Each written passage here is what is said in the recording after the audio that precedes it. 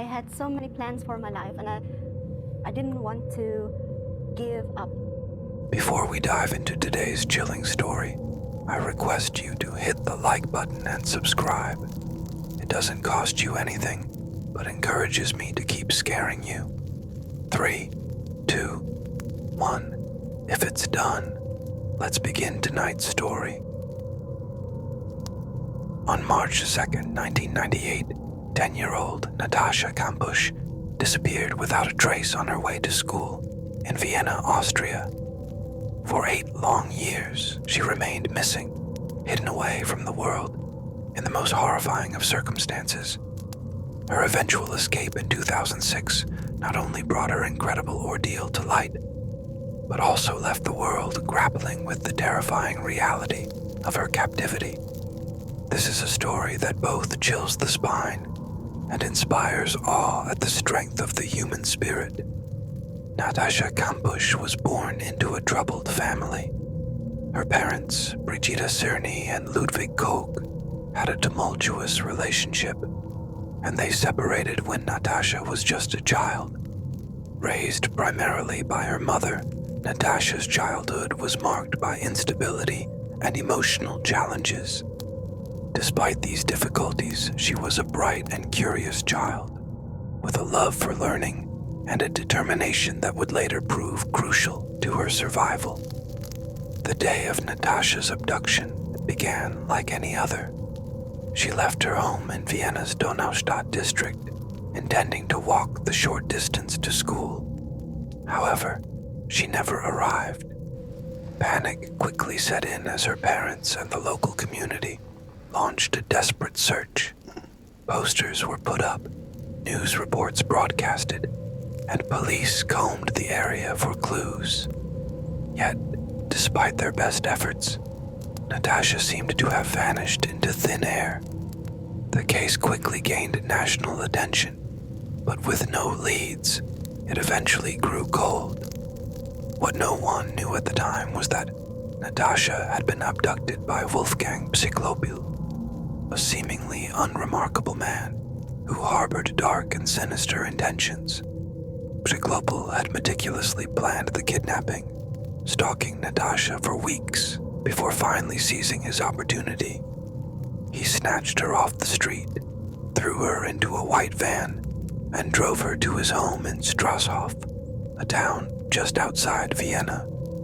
Psychlopil's house appeared ordinary from the outside, but within its walls, he had constructed a secret underground cellar that would become Natascha's prison for the next 8 years. The small, windowless room was soundproofed and equipped with a bed, toilet, and a small television. It was here, in this claustrophobic space, that Natascha endured her captivity. The torture she faced was both physical and psychological. In the early years of her captivity, Psychlopil kept Natascha in complete isolation. She was denied sunlight, fresh air, and any contact with the outside world. Psychlopil controlled every aspect of her life, from when she could eat to when she could use the bathroom. The psychological torment was perhaps even more brutal.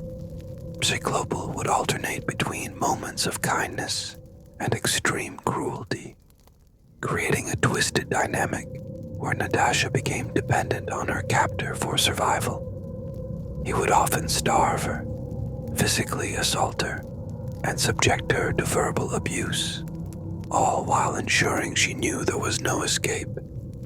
Natascha's existence was reduced to a routine of isolation, fear, and survival. Psychlopil allowed her limited contact with the outside world, but as time went on, he began to trust her more. She was occasionally allowed into the main part of the house and even taken on brief outings. However, Psychlopil's control remained absolute, and the threat of violence hung over every moment of her life. Despite the horrific conditions of her captivity, Natascha's spirit remained unbroken. She used the time to educate herself, reading books and watching television, learning languages, and keeping her mind sharp. She later recounted that this mental fortitude was key to her survival. She refused to let herself succumb to despair, knowing that she had to stay strong to endure her ordeal. Over the years, Natascha's relationship with psychopil evolved into a complex psychological battle. She learned how to navigate his moods, using her intelligence and resilience to keep herself safe. There were moments of extreme tension, but she never lost hope that one day she would escape.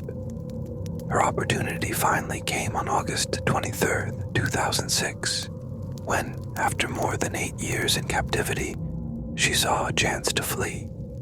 While cleaning Mshiklopil's car in the garden, she noticed that he had walked away to answer a phone call. Seizing the moment, she ran for her life, eventually finding help from a neighbor who called the police.